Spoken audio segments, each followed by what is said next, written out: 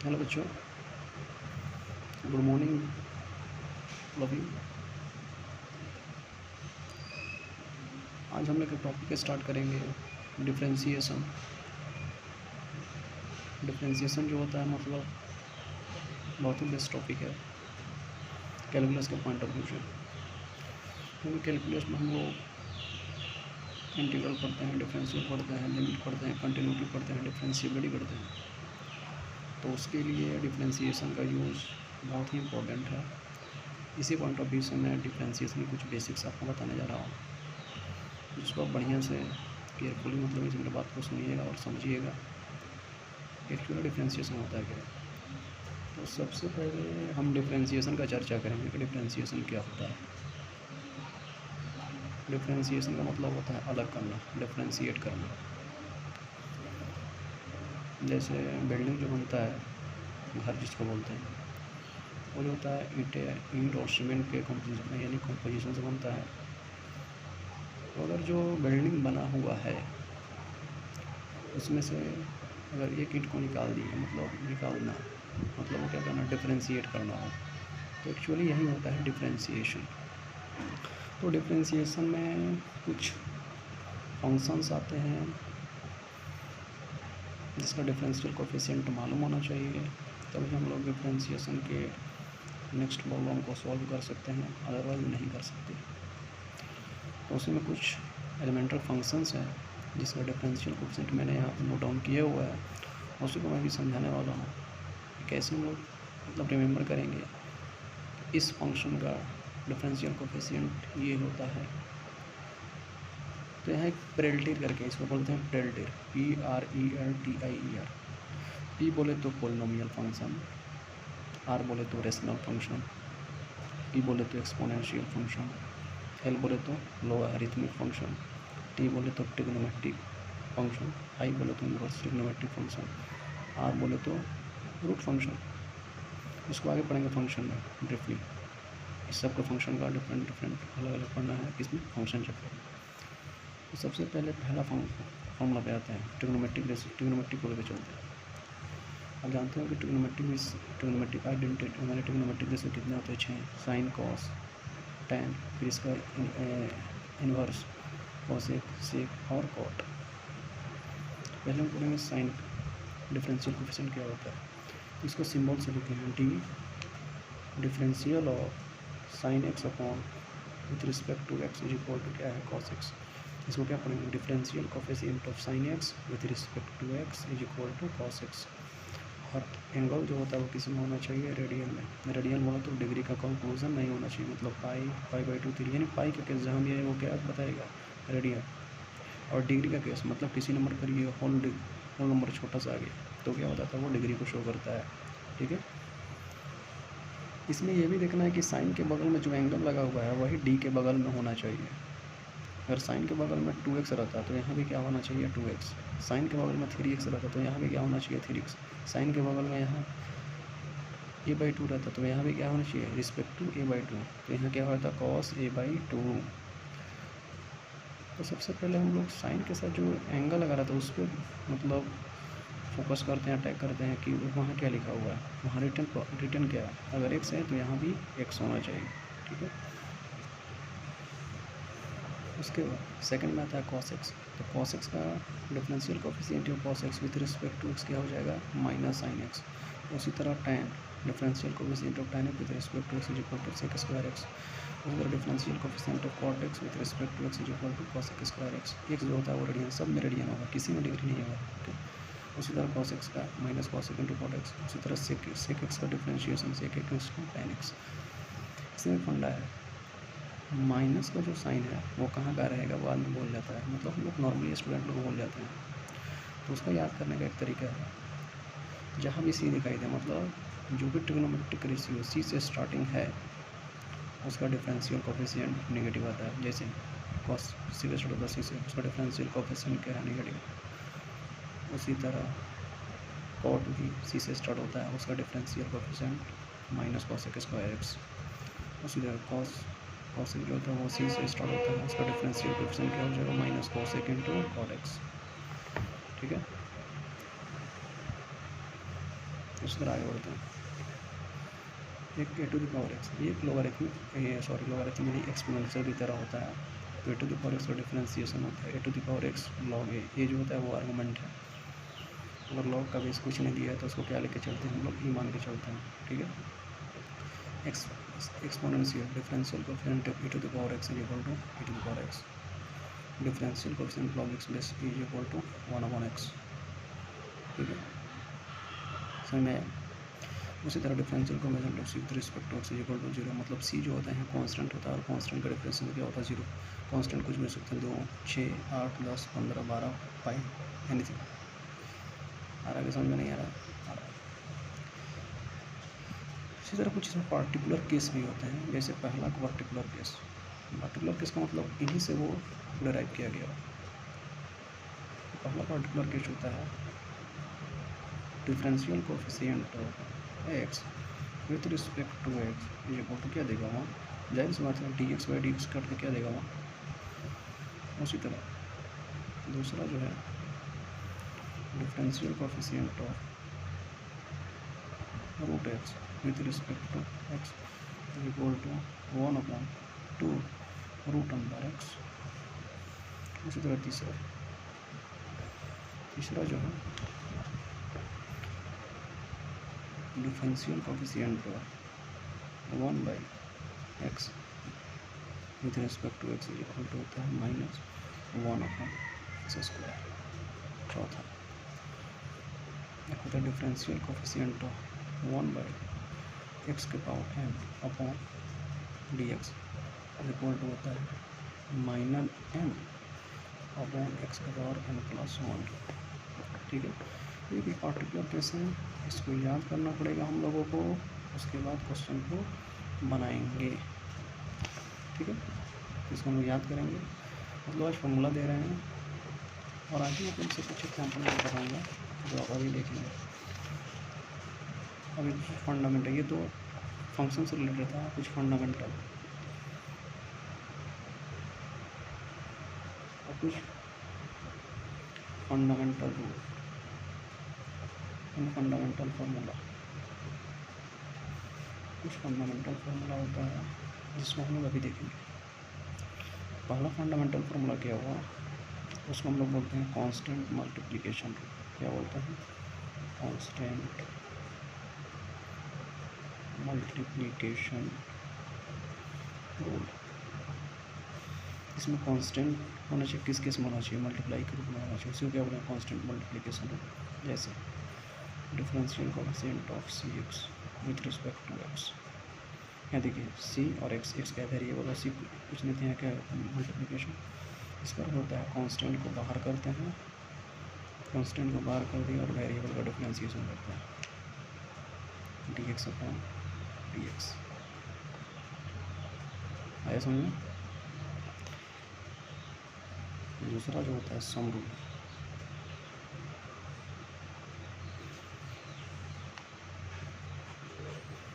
जैसे इसका एग्जाम्पल लेना चाहें वो ले सकते हैं। जैसे y दिया हम लोग को 2x, क्या दिया y इक्वल टू 2x दिया, हमको डिफरेंशिएशन निकालना है यानी dy/dx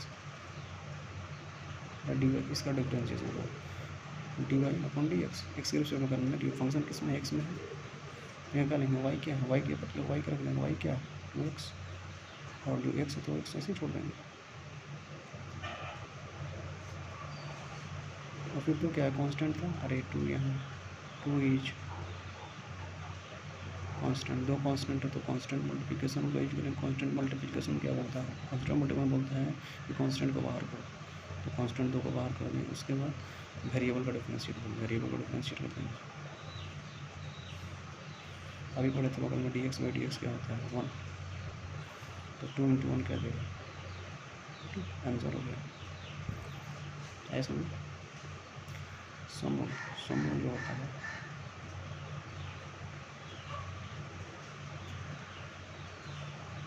सम रूल या इसको सब्ट्रैक्शन रूल बोलते हैं। यानी सम का साइन है तो सम को लेकर पढ़ेंगे और माइनस का साइन है तो माइनस को लेकर पढ़ेंगे, अल्टरनेट पढ़ते जाएंगे।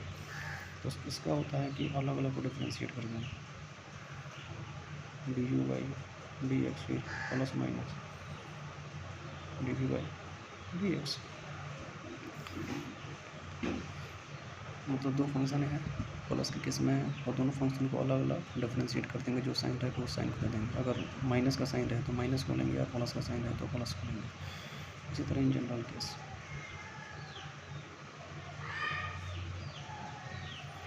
इसी तरह जनरली केस होता है। जनरल का मतलब होता है फंक्शन जो होता है दो भी हो सकता है, दो से ज़्यादा भी हो सकता है, प्लस के साथ हो सकता है, माइनस का हो सकता है। इसलिए भी प्लस माइनस भी, प्लस माइनस डाल दो, प्लस माइनस डाल कर कुछ भी हो सकता है। तो क्या रूल यही है, रूल यही है कि अलग अलग को डिफ्रेंशिएट कर देंगे। पहले यू को करेंगे, फिर बी को करेंगे, फिर डब्ल्यू को करेंगे, फिर एक्स को करेंगे, फिर वाई को, फिर जेड को, मतलब जो भी है नहीं। तो उसका रूल यही ना, d u by d x, फिर plus minus d v by d x, फिर प्लस माइनस यहाँ क्या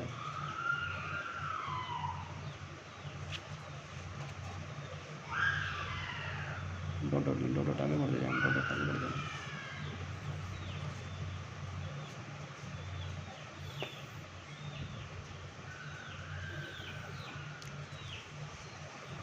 एक तीसरा रूल आता है जिसको हम लोग बोलते हैं प्रोडक्ट रूल।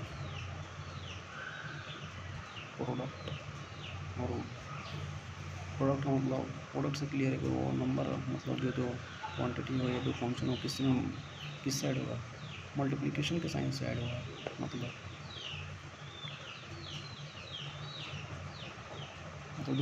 दो फंक्शन है, एक यू और दूसरा भी है, वो किसके साथ मल्टीप्लिकेशन, इसको बोलेंगे मल्टीप्लिकेशन हो गया प्रोडक्ट। तो इसका भी फंक्शन वही होता है।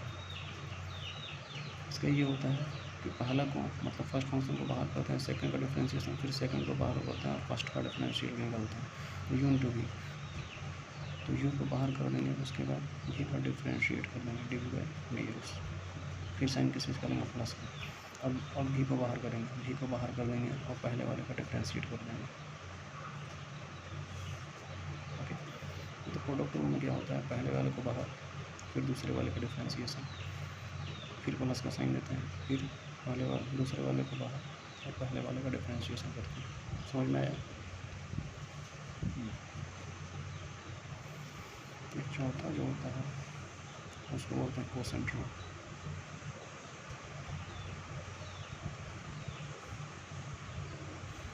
चौथा जो होता है उसको कोसेंट रूल बोलते हैं। कोसेंट रूल का ये मतलब होता है, कोसेंट का मतलब डिवीजन होना चाहिए और कुछ होना चाहिए।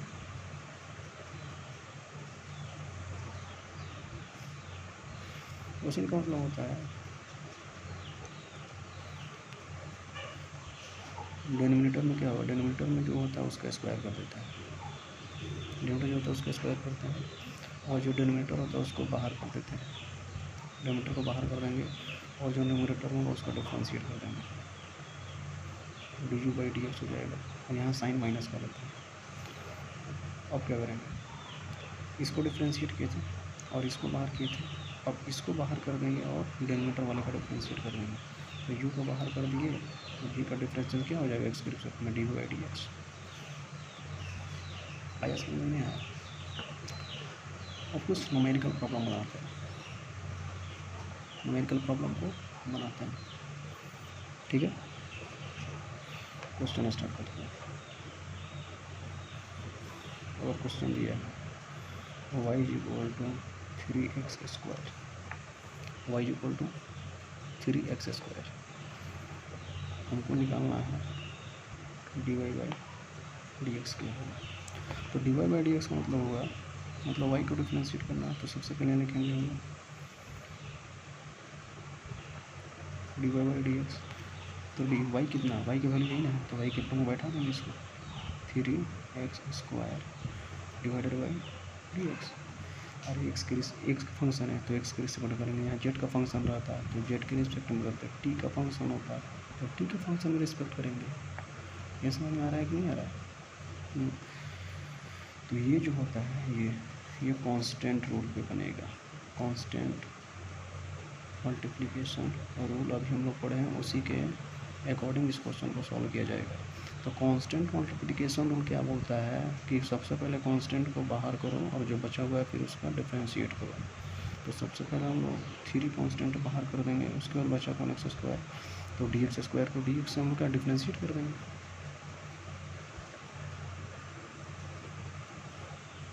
हो गया। इसका सोल्यूशन आगे ले जाएंगे तो अभी हम लोग पढ़े थे x to the power n का डिफ्रेंसिएशन होता है n x to the power n minus 1, इसी को फॉलो करेंगे। यहाँ देखा जाए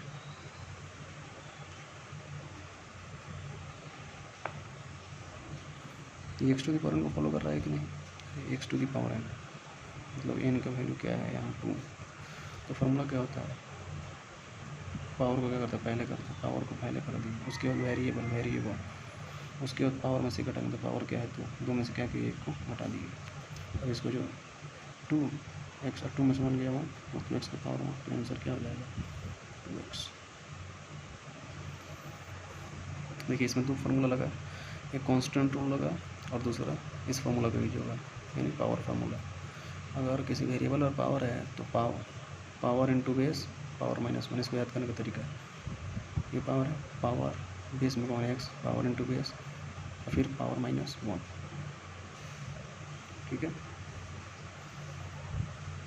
उसी तरह ये पहला क्वेश्चन है, दूसरा क्वेश्चन अटेम्प्ट करते हैं। सम के किस्म आ जाते हैं 3x की power 4 plus 2x cube plus x square. मतलब इसमें देखिए इसको एडिशन लॉ को फॉलो करते हैं। एडिशन मतलब यहाँ एडिशन बोले तो ये हमको निकालना है dy बाई डी एक्स। क्या निकालना है dy बाई डी एक्स। और सबसे पहले हम यहाँ लिख देंगे सॉल्यूशन, यहाँ सॉल्यूशन छोड़ देंगे। सॉल्यूशन में क्या लिखेंगे dy by d x. D वैसे ही रहेगा, एक्स क्यों लिख रहे हैं क्योंकि फंक्शन किसी में एक्स में, अगर यहाँ टी रहता तो यहाँ क्या लिखते टी, अगर यहाँ जेड का फंक्शन रहता तो यहाँ क्या लिखते जेड। वाई का वैल्यू क्या है, वाई का वैल्यू जो वहाँ रख दीजिए आप 3x की power 4 plus 2x cube plus x square और इस पर डी एक्स करना कि नहीं करना है। तो हम ही बताए थे यानी जब एडिशन मतलब डिफ्रेंशिएशन किस में हो, एडिशन फंक्शन में हो तो सब फंक्शन को अलग अलग करते हैं, अलग अलग कर देंगे। 3x की पावर 4 बाई डी एक्स इसको अलग करेंगे, 2x cube upon D x इसको अलग करेंगे,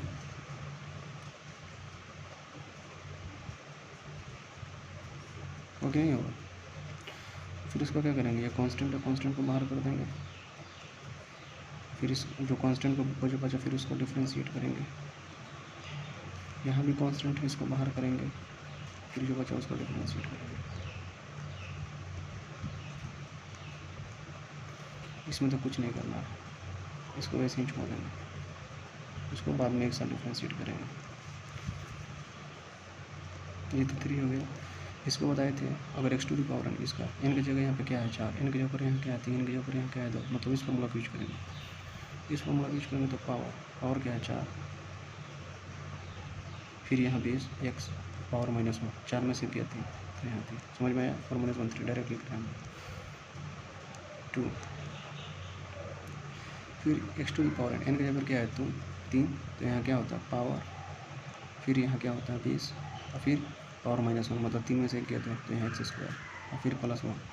इसका क्या हो जाएगा n के ऊपर 2, तो 2 बेस क्या है x और पावर माइनस 1 मतलब 2 माइनस 1 क्या हो गया 1, 1। फिर इसको यहाँ सॉल्व करके लिखेंगे तो क्या आ जाएगा 3 4 जा 12 एक्स क्यूब, फिर प्लस 2 3 या 6 एक्स स्क्वायर, फिर 2x के पावर 1 इक्वल टू 2x। यही आंसर होगा, ठीक है।